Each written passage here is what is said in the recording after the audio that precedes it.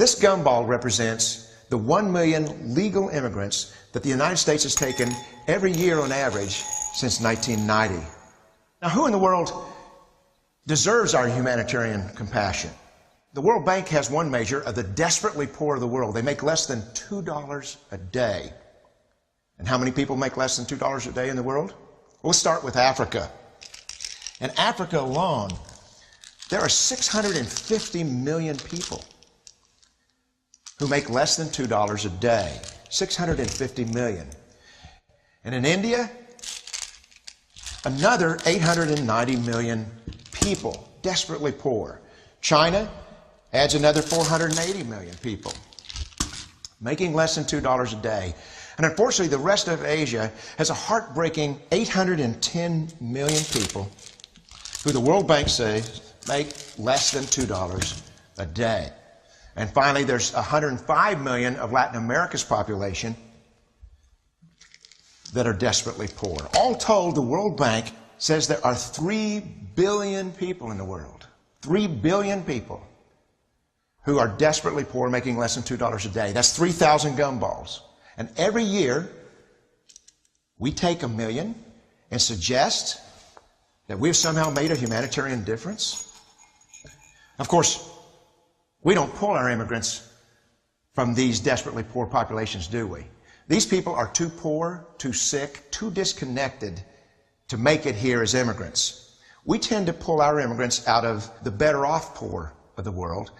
And Mexico tends to define the type of immigrant that we bring here because the plurality of people come from Mexico. And Mexico is poor. How many people in the world live in countries that have average incomes lower than that of Mexico? And the World Bank tells us that that number is these 3 billion plus another 2.6 billion people. 5.6 billion people in the world who live in countries with average incomes below that of Mexico. That's 5,600 gumballs. And so what is it that the elites are telling us?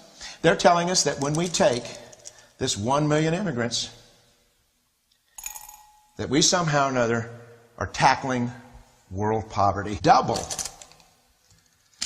our immigration to 2 million a year. We couldn't make a noticeable difference. And we may be really hurting the impoverished people of the world because the 1 million that we do take are among the most energetic, often the better educated, certainly the most dissatisfied people that if they did not immigrate would be the agents for change to improve the lot of all the people in these countries. The true heroes in the global humanitarian field are the people in these countries who have the wherewithal to immigrate to another country, but instead stay in their countries to apply their skills to help their fellow countrymen. Unfortunately, our immigration system tends to entice these very type of people to abandon their countrymen. The impossibility of making even a dent is actually worse than it looks here. Because last year, when we took 1 million immigrants, these countries added, births over deaths, 80 million more people into the impoverished populations. And this year, Congress is bringing in 1 million legal immigrants. And this year, according to the United Nations, these countries are expected to add another 80 million people. And next year, you can be quite sure that Congress will bring in another 1 million immigrants. And these countries, unfortunately, will be adding another 80 million people into these impoverished nations. We could take 5 million a year, but we'd never get ahead of what's happening in these countries. Not in this century. Don't you see? Immigration can never be an effective or significant way to deal with the suffering people of the world.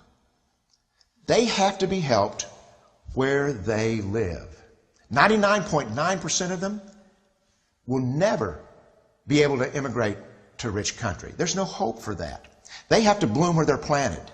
The only place that 99.9% of these people can be helped is where they live. Let's help them there.